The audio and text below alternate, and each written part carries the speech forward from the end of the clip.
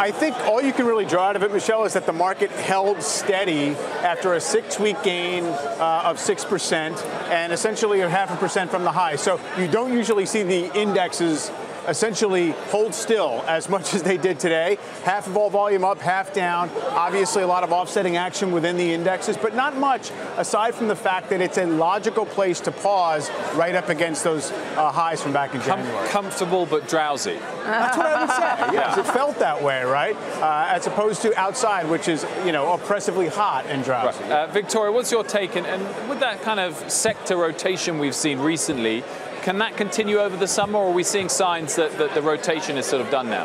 No, I think you're going to continue to see some. People have been in these large tech names. It's not going to be surprising to see them take a little bit off the table, start looking maybe for some value stocks where they can have a little more room to run. I won't think we're going to see a huge shift, maybe just trimming some positions, but definitely taking advantage of some of the action that they've seen so far. Mark Luschini, how are you positioned and why?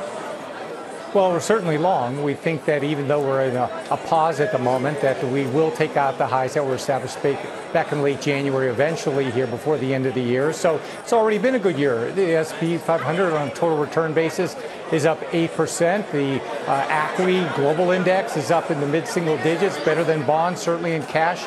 So we remain committed to believing that risk assets will continue to gain favor over the balance of the year, given the very supportive macroeconomic conditions, and hopefully trade concerns start to dissipate and allow for this equity market to continue to rise into the balance of the year.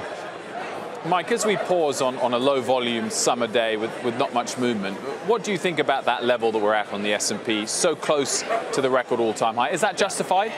I think it is justified. I think a lot of the fundamentals that Mark just talked about, the earnings base that we built up this year, up 20% or plus in the first 6 months, explains why we're here. Credit markets are very accommodative. So all that stuff makes sense. But we are testing the upper limits that we've seen in the last several months of valuation relative to bonds. So I do think it's not a slam dunk that we kind of blow through these old highs into new territory necessarily.